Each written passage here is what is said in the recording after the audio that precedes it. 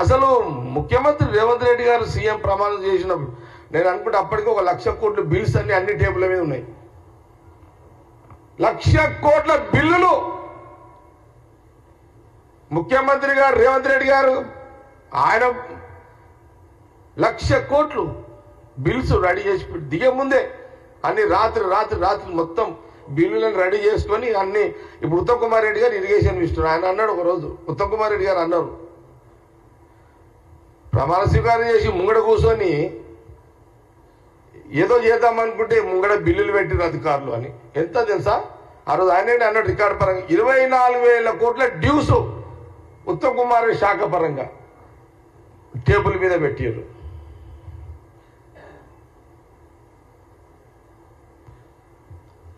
అటు electricity department పరిస్థితి అంతే, రేషన్ షాప్లో సివిల్ సప్లై పరిస్థితి అంతే, హెచ్ఎండి మున్సిపాలిటీ అధోగతి చేసి పడేసారు. తప్పులన్నీ మీరు చేసారు. ఇప్పుడు తప్పులన్నీ మీ తప్పులు సరిదిద్దుకుంటూ మీరు చేసిన అప్పులకు మిత్తీలు కట్టుకుంటూ మళ్ళా మీరు ప్రజలను మేము కోరుకున్నాం. ఆ రోజు రాహుల్ గాంధీ గారు సోనియా గాంధీ గారు మరి కాంగ్రెస్ గవర్నమెంట్ ఇవ్వండి, రేవంత్ రెడ్డి గారిని ముఖ్యమంత్రి చేస్తాము అని చెప్పిన సందర్భంలో తెలంగాణ ప్రజలు ఇచ్చిన ఈ యొక్క అధికారాన్ని మేము న్యాయం చేసే ప్రక్రియ అంటే 3 రకాల బాధ్యతలు ఈరోజు కాంగ్రెస్ గవర్నమెంట్ మోస్తుంది. ఆయన చేసిన 7 లక్షలకు మిత్తీలు కట్టుకుంటూ ప్రజాపాలన అందిస్తూ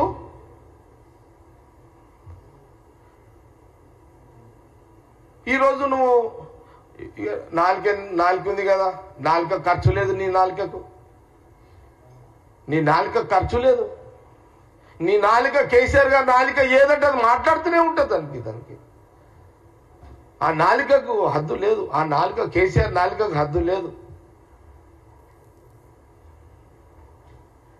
తెలంగాణ ప్రజలను కేసీఆర్ గారు ఒక అందుకు చెప్పాలంటే చీటింగ్ చేసిండు, ఆయన మోసం చేసిండు.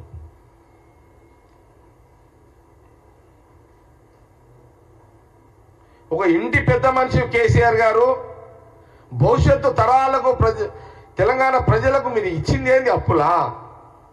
7 లక్షల కోట్ల అప్పులా?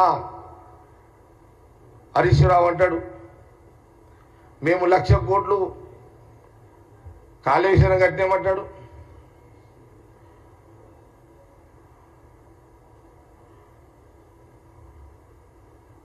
భగీరథ 1,00,000 కోట్లు అంటారు.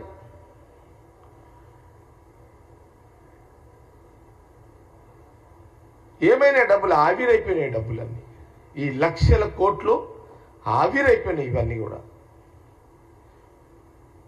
నేనేమంటున్నంటే జవాబుదారుగా 10 ఏళ్ళు ముఖ్యమంత్రిగా కేసీఆర్ జవాబుదారుగా లేడు అనేదే ఎలాంటి అనుమానం లేదు.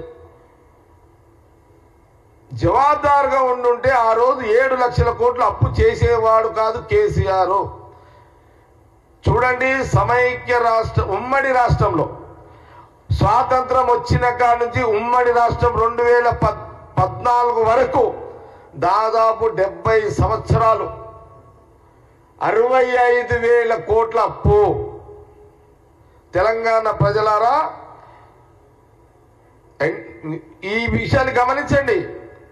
దాదాపు మనకు దేశానికి స్వతంత్రం వచ్చిన తర్వాత ఆంధ్రప్రదేశ్ ఉమ్మడి రాష్ట్రం ఉన్నంత కాలము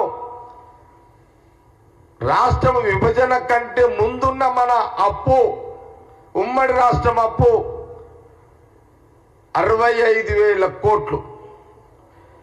ముఖ్యమంత్రి కేసీఆర్ గారు అయిన 10 సంవత్సరాల కాలంలో 7 లక్షల కోట్లు. 70 ఏళ్లలో 65,000 కోట్లు అప్పైతే 10 సంవత్సరంలో 7 లక్షల కోట్లు, సంవత్సరానికి 50-60 వేల కోట్ల ఇంట్రెస్ట్. ఇది బాధ్యత గల ఒక ముఖ్యమంత్రి చేయాల్సిన పనేనా అని కాంగ్రెస్ పార్టీ ప్రశ్నిస్తున్నది.